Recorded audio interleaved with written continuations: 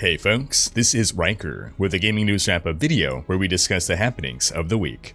This week's topics include Tencent adding facial recognition to police its games, Atari moving away from mobile games to focus on PC and console, a roundup of action RPG news, and more.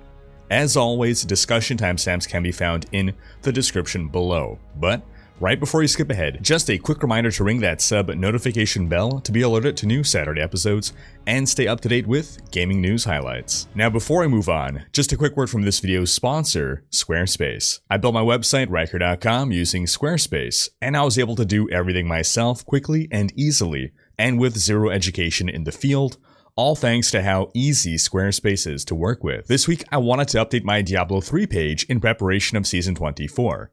So watch how easily I go in and insert one of my newest guides, all in less than a couple minutes. Most of it was handled with nothing but a few intuitive clicks, and for the more complicated stuff, I was a quick Google search away from an easy answer. I've never had an easier time making a professional looking website. Basically, if you want to build a website, I recommend Squarespace. And Squarespace is currently offering my viewers 10% off your first purchase with them. Just go to squarespace.com/Riker or click the link in the description to sign up and start building your online presence.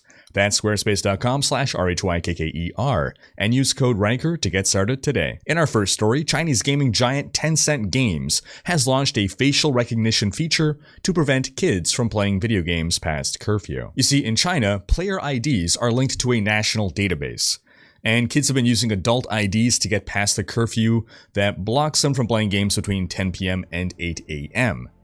Tencent Games said, quote, "Anyone who refuses or fails the face verification will be treated as a minor, and as outlined in the anti-addiction supervision of Tencent's game health system, will be kicked offline." Tencent is huge in China's gaming market. In the first half of 2020, for instance, it held over half of the market share, and it's rolling out its Midnight Patrol initiative to over 60 popular games, with plans to incorporate more titles in the future.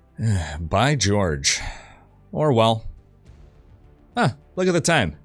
It's 1984. In other news, some alleged Grand Theft Auto 6 leaks have emerged, and have been corroborated by games journalist Jason Schreier. The original leaks came from a video by Tom Henderson, who made the following claims about GTA 6.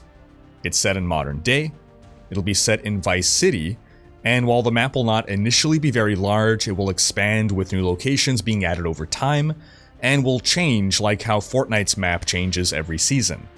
It'll feature multiple protagonists, and crypto will play a part in the game. The game is still allegedly in early development, and is expected to release in 2024 or 2025.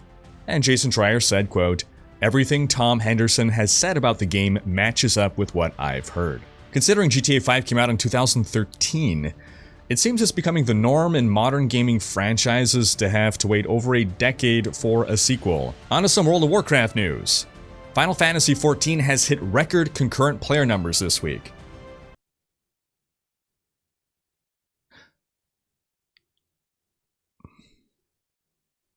And I'm sure that has something to do with WoW's patch 9.1 releasing this week, and players being totally happy with it and loving the well-written character that is Sylvanas. But I wouldn't know anything about that. I'm not a WoW player. Something about a magic volleyball? Something about being surprised Pikachu that the bad guy is doing bad stuff? Yeah, I'm sure it makes sense to WoW play. In other Warcraft news, Blizzard is hiring for an unannounced Warcraft mobile project. As per the job posting on LinkedIn, quote, "Blizzard Entertainment is seeking a talented senior outsource environment artist focused on architecture and dungeons to join us on an unannounced Warcraft mobile project." Blizzard had already expressed that it was looking to bring all of its IPs to mobile, and Activision Blizzard CEO Bobby Kotick had told investors months ago that, quote, "We've made multiple mobile free-to-play Warcraft experiences, and they're now in advanced development." Older rumors suggested Blizzard had a Pokemon Go-style Warcraft game in development, but that was before 2020 when everyone started spending a lot more time indoors for some reason. While this new job posting isn't much to go on, it does suggest that dungeons will play an important part of the experience, which isn't really what I would expect from a Pokemon Go style of game, so this is likely for one of the other multiple mobile free-to-play Warcraft experiences that they have in the works. Meanwhile, in other news, Atari Gaming is moving away from free-to-play and mobile games. The company announced this week that its board of directors signed off on a new strategy revolving around making premium games for PCs and consoles, with a reduced emphasis on mobile and free-to-play games.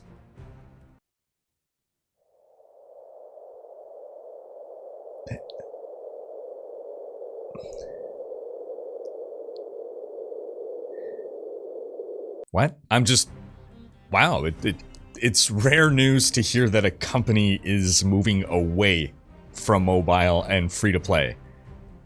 Atari expects its first launches from this new effort to arrive by the end of the current fiscal year, which ends March 31st, 2022. On to some ARPG news, starting with Path of Exile. The devs released this week their 3.14.3 engine patch notes preview, which is expected to deliver some highly desired performance improvements to the game. Quote, "In preparation for the launch of our 3.15 expansion, we've been working on an update that includes some engine improvements and new performance metrics graphs. Part of the patch notes include removing the 32-bit Path of Exile client, which makes sense since, according to Steam hardware surveys, only 0.31% of players are running the game on 32-bit systems and can't possibly be having a good time. 32-bit is what, locked to 4 gigs of RAM? Yikes. They're also removing the button in the options panel that allows players to clear their local cache. You can still go in and clear that cache manually in the files if you know what you're doing, but they removed the button in the game because it was, quote, causing players to clear their cache, which removes the significant performance benefits of having a cache. I can just imagine some people passing around as advice, hey guys, clear your cache to improve performance. And then they get bad performance because having things saved in cache means they're accessed more rapidly and should reduce loading times and lag. That's the point of a cache.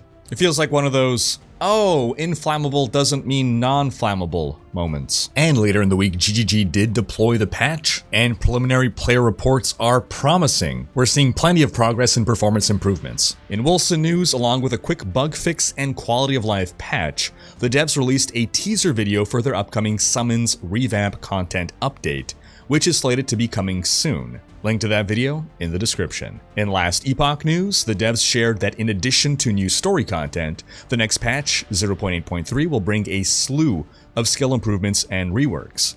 In particular, major changes to the Necromancer skills and new skills for the Sentinel class. In Lost Ark news, the devs explained that character wipes will occur after the upcoming closed beta test, and that there are no announced plans for an open beta.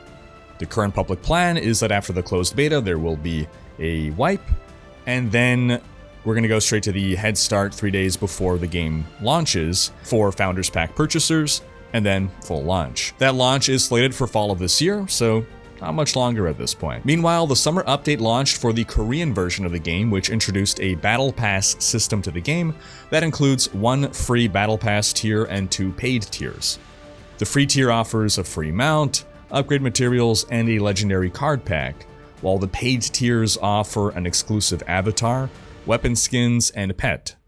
There's some speculation within the community that for the Western client, since the game is being published with the help of Amazon, that there may be some Amazon Prime integration for the Battle Pass. On to Diablo news. After the latest Diablo 4 quarterly update, some folks are pointing out how rough the hair looked on some models.